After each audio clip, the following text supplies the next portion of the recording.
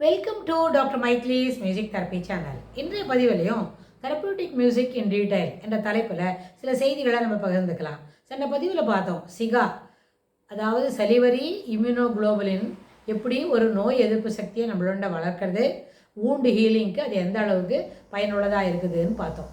வூண்டு ஹீலிங்ன்றது சொல்லும்பொழுது அதாவது ஆப்ரேஷன் தியேட்டரில் சர்ஜரி பண்ணும்பொழுது கிடக்கக்கூடிய நிறைய சர்ஜரின்னு சொன்னாலே நிச்சயமாக இது என்ன பண்ணணும், அதில் வூண்டு இருக்கும். அந்த வூண்டு ஹீலிங்க்கு சில நேரத்தில் அது இட் டேக்ஸ் எக்ஸ்ட்ரா டைம் அப்படின்னு வைங்க. அந்த மாதிரி இருக்கிறதுல இந்த மியூசிக்கை தெரப்பியாக நம்ம கொடுக்கும் பொழுது, அதை கேட்கும் பொழுது நம்ம கொடுக்குறோம், பேஷண்ட்ஸ் அதை கேட்பாங்க அப்படின்னு சொன்னால் அது என்ன பண்ணும், ஹீலிங்க்கு வூண்டு ஹீலிங்க்கு ஒரு உறுதுணையாக அமையும். ஏன்னா அதில் கிடைக்கிற அந்த ஃப்ரீக்குவன்சி வூண்டோட ஹீலிங்க்கு ரொம்ப உபயோகமாக இருக்கும்.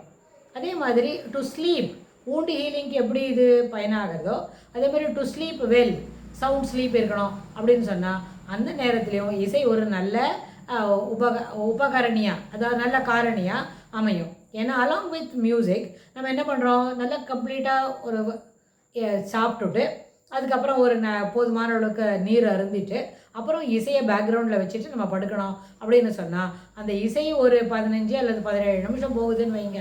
அது போகிறதுக்குள்ளேயே நம்மளுக்கு என்ன பண்ணோம், இனிமையான உறக்கம் நம்மளை ஆழ்த்தும். அதே நேரத்தில் அது என்ன இருக்கும், ஆழ்த்த உறக்கமாகவும் அமையும். ஏன்னா போதுமான அளவுக்கு உறக்கம் என்பது இருக்கும் பொழுது நல்லா பண்ணோம், ஷார்ப்பாக வேலை செய்யும் மூளை முழிச்சுட்ட பிறகு.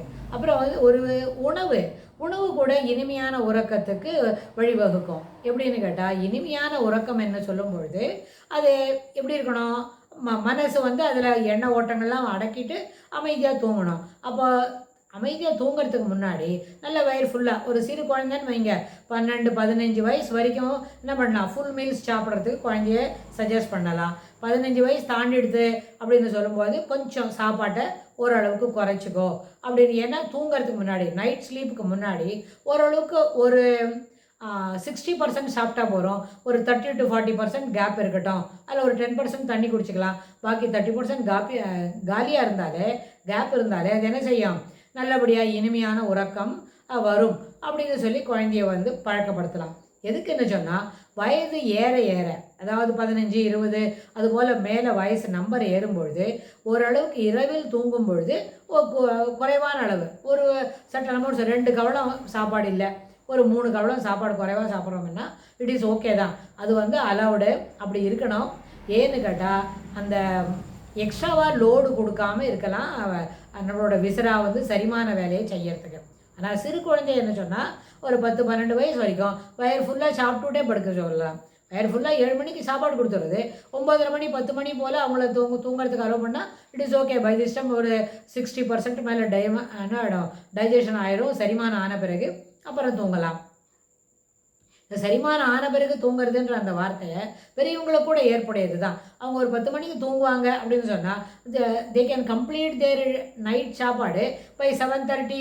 அந்த நேரத்துக்கே நைட் சாப்பாடு முடிச்சுவிட்டா அவங்களால என்ன பண்ண முடியும், 10 மணிக்கு தூங்கும்பொழுது நிறைய மேஜர் பார்ட் ஆஃப் சாப்பாடு இன்டேக் இருக்கே, அது என்ன பண்ணிடும், அது செரிமானம் ஆயிருக்கும். ஸோ இதெல்லாம் சின்ன சின்ன டிப்ஸ் தான். ஆனால் இதில் இசை இங்கே என்ன ஒரு தெரப்பியாக பயன்படுத்த முடியும் அப்படின்னு கேட்டால், அந்த இசையில் இருக்கிற ஃப்ரீக்வன்சி இருக்க, ஒரு ராகம் வாசித்து கொடுக்குறோம் அப்படின்னா அந்த வாசித்து கொடுக்குற ராகத்தோட ஃப்ரீக்வன்சி என்ன செய்யும்னு கேட்டால் பாடியில் இருக்கிற இன்டர்னல் ஆர்கான்ஸுக்கு போதுமான அளவுக்கு என்ன பண்ணோம், புத்துணர்வோடு வேலை செய்கிறதுக்கு பழக்கப்படுத்தும். இட் இஸ் ஒரு நாளைக்கு ஆரம்பிக்கிறோம் அப்படின்னு சொன்னால் தொடர்ந்து இந்த பழக்கத்தை மேற்கொண்டமானால் அது என்ன செய்யும், அந்த உன்னோவில் இருக்கிற இன்டர்னல் ஆர்கன்ஸ் உள்ளுக்குள்ளே இருக்கிற internal organs it continues to do நல்ல சூப்பரான வேலையை அது செய்யும். தொடர்ந்து அந்த வேலையை சரியாக செய்யும் பொழுது நம்மளோட அதுக்கு தொடர்புடைய ஆக்ஷன்ஸ் என்ன, செரிமானம் நல்லபடியாகணும், நல்லபடியாக தூங்கணும், பாக்கி எல்லா வேலையும் சிறப்பான அளவில் வேலைகளை செய்து முடிக்கிறதுக்கு அது ஒரு பழக்கமாக அமையும்.